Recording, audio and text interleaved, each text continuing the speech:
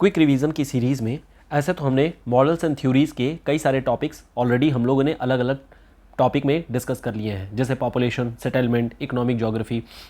लेकिन फिर भी कुछ टॉपिक ऐसे हैं जिनका हमें अलग से कोई मेंशन नहीं मिलता है, लेकिन ये कहीं ना कहीं इंपॉर्टेंट है, जैसे ट्रांसपोर्ट ज्योग्राफी और पॉलिटिकल ज्योग्राफी।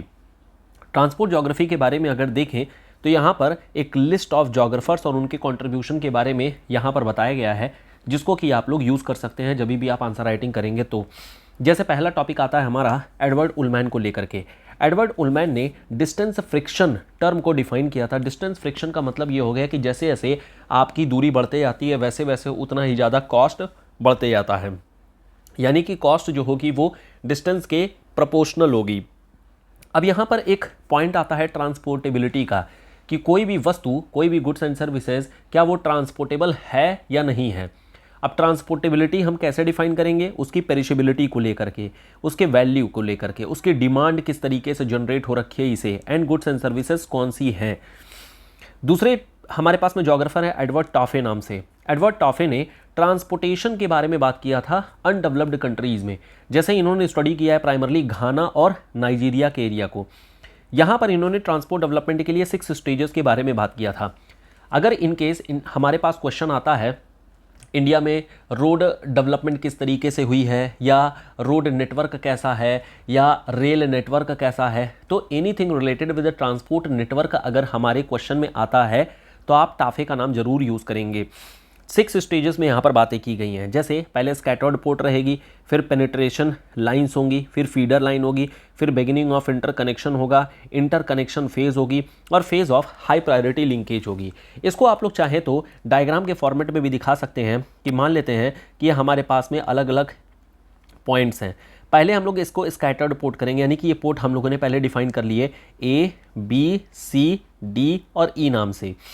अब इसके बाद से पेनिट्रेशन लाइन होगी, यानी कि इनको आपस में इस तरीके से हम लोग लिंक बना करके जोड़ देंगे, पेनिट्रेशन लाइन हो जाएंगी। अब इसके बाद से फीडर लाइन बनेगी, यानी इसके A से B के लिए डिफरेंट मोड इस तरीके से बनते आएंगे, B से C के लिए डिफरेंट मोड बनते आएंगे, C से D के डिफरेंट मोड बनते आएंगे, D से E के फिर डिफरेंट मोड बनते जाएंगे। फिर इसके बाद से फीडर लाइन बनने के बाद अब हमारे पास में अगली जो डेवलपमेंट होगी वो है बिगिनिंग ऑफ इंटर कनेक्शन, यानी ए से आसपास में जो छोटे छोटे यहाँ पर एरियाज़ होंगे उनके अब यहाँ पर कनेक्शंस यहाँ पर बनते जाएंगे। सिमिलरली बी के आसपास में जो भी कनेक्शंस होंगे वो यहाँ पर अब बनते जाएंगे, सी इसी तरीके से, एंड डी एंड ई। तो जो भी यहाँ पर इंटर कनेक्शंस हैं वो इस तरीके से यहाँ पर बनते आएंगे, स्ट्रांग होते आएंगे, एटसेट्रा एटसेट्रा। तो इस तरीके से यहाँ पर चीज़ें हो जाएंगी। इंटरकनेक्शन फेज़ में ये इंटरकनेक्शन और स्ट्रॉन्ग कर लिया जाएगा, और फिर phase of high priority linkage बनेगी, जहाँ पर फास्टर लाइन हो जाएगी, रैपिड मेट्रो हो जाएगी, एटसेट्रा एटसेट्रा। पीटर हैकेट हमारे नेक्स्ट जोग्राफर हैं। इन्होंने भी 3 तरीके के स्टेजेस के बारे में बताया है, सिम्बायसिस, प्रीडोमिनेट और ऑक्सिलरी। जैसे हमारे इंडिया में देखें, प्रधानमंत्री ग्राम सड़क योजना के तहत गाँव को जोड़ा गया, यानी वो सिम्बायसिस हो गई। फिर इसके बाद से हमारे पास में हाईवेज बन जाती हैं जो हाई डिग्री ऑफ नेटवर्क है, प्रीडोमिनेट। फिर ऑक्सिलरी बन जाती है जहाँ पर कॉरिडोर बन जाते हैं, नॉर्थ साउथ कॉरिडोर हो गया, या फिर ईस्ट वेस्ट कॉरिडोर हो गया, डेडिकेटेड ट्रेड कॉरिडोर हो गया। तो ये हाईएस्ट लेवल ऑफ डेवलपमेंट की जाती है। फिर हमारे पास स्मिथ की थ्योरी हो जाती है, जो रेल नेटवर्क और ट्रांसपोर्ट नेटवर्क के लिए अपना एक मॉडल दिया गया है। बर्जिस्ट का आइडिया है जो रोड नेटवर्क के बारे में बताता है। रिमर का आइडिया जो न्यूजीलैंड के सी पोर्ट को दिखाता है। तो इन तीनों का नाम रेल, रोड और जो सी पोर्ट है इसको लेकर के आप यूज़ कर सकते हैं। आखिर में ट्रांसपोर्ट के मेजर कंपोनेंट क्या हैं? ट्रांसपोर्ट के मेजर कंपोनेंट में ट्रांसपोर्ट का नेटवर्क हो गया, नोड्स हो गए, इसकी कनेक्टिविटी एज हो गया, मोड ऑफ ट्रांसपोर्ट हो गया, speed, distance, level of passenger and goods, service availability, resource and etcetera etcetera, ये सारी चीज़ें आ जाती हैं। इंपॉर्टेंट पार्ट रहेगा हमारा ट्रांसपोर्ट कॉस्ट को लेकर के। ये जो ट्रांसपोर्ट कॉस्ट है वो एडवर्ड उलमैन ने अपना व्यू दिया था, जिसे हम उलमैन ट्रायो के नाम से भी जानते हैं। 3 चीज़ें हैं, कॉम्प्लीमेंटैरिटी, इंटरवीनिंग अपॉर्चुनिटीज़ एंड ट्रांसपोर्टेबिलिटी। अगर किसी भी आइटम के बारे में, किसी भी ऑब्जेक्ट को अगर हमें ट्रांसपोर्टेबिलिटी को चेक करना है तो हम लोग इन 3 पैरामीटर का इस्तेमाल करेंगे। इसके अलावा कुछ यहाँ पर मॉडल्स हैं जिनका हम इस्तेमाल करेंगे ट्रांसपोर्टेबिलिटी या ट्रांसपोर्ट कॉस्ट को कैलकुलेट करने के लिए। जैसे डिस्टेंस डी के प्रिंसिपल हो गया। डिस्टेंस डी के principle simply von Thünen, Weber और क्रिस्टॉलर के आइडिया पे हमें देखने को मिल जाता है। दूसरा है रियल कॉस्ट। रियल कॉस्ट में एक मिनिमम कॉस्ट हमेशा लगती है। जैसे अगर आप ओला बुक करेंगे तो एक मिनिमम कॉस्ट लग जाती है, या फिर अगर आप किसी भी टैक्सी को या फिर किसी भी ऑटो को हायर करते हैं तो एक मिनिमम कॉस्ट लग जाती है। इसके बाद से जितना डिस्टेंस आप चलते आएंगे उतना डिस्टेंस पर पैसा लग जाएगा, यानी कि एक सैचुरेशन बाद में आ जाती है। फिर होती है डिस्टेंस जोन, स्टेप्ड थ्योरी होती है, जैसे इंडियन रेलवेज में होती है कि एक स्टेशन से दूसरे स्टेशन तक के लिए एक फिक्स प्राइस रहती है और वो कुछ स्टेशंस के बीच में होती है। 2-4 स्टेशन को लेकर के अगर देखेंगे तो एक सेम प्राइस होती है। तो आप छोटी डिस्टेंस अगर आप ट्रैवल कर रहे हैं ट्रेन से तो आपके लिए घाटे का सौदा होगा, लंबी दूरी अगर आप तय कर रहे हैं तो फिर आपका सही रहेगा।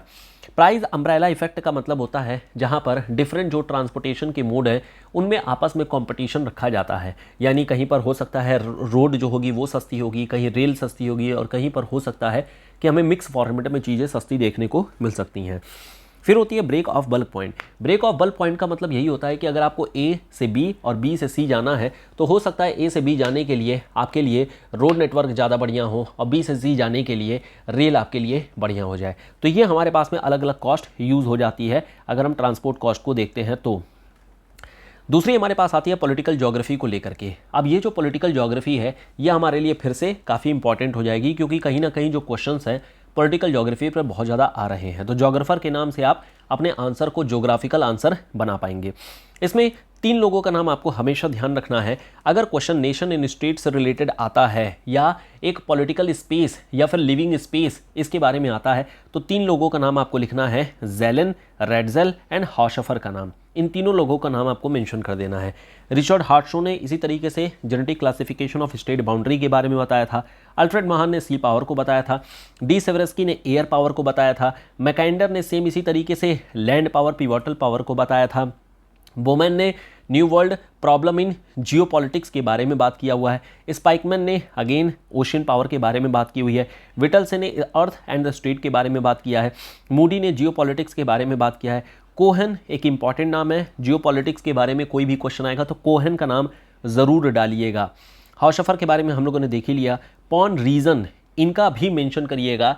जैसे कई जगहों पर हमें, जैसे कोल्ड वॉर में हमें कोरिया में वॉर देखने को मिला, वियतनाम में वॉर देखने को मिला। आज की डेट में अगर देखेंगे तो मिडिल ईस्ट में आपको देखने को मिल रहा है कि इंस्टेबिलिटी है और वो कहीं ना कहीं यूएसएसआर, मतलब अब तो रशिया है, इनके एक सम्मिलित रूप में देखने को मिल जा रहा है। सिमिलरली यूक्रेन का जो इशू है, तो जितने भी इश्यूज हमें देखने को मिल रहे हैं ये सब पॉन रीजन के कारण से ही हो रहे हैं। पॉन रीजन का नाम आपको यहाँ पर मेंशन कर देना होगा।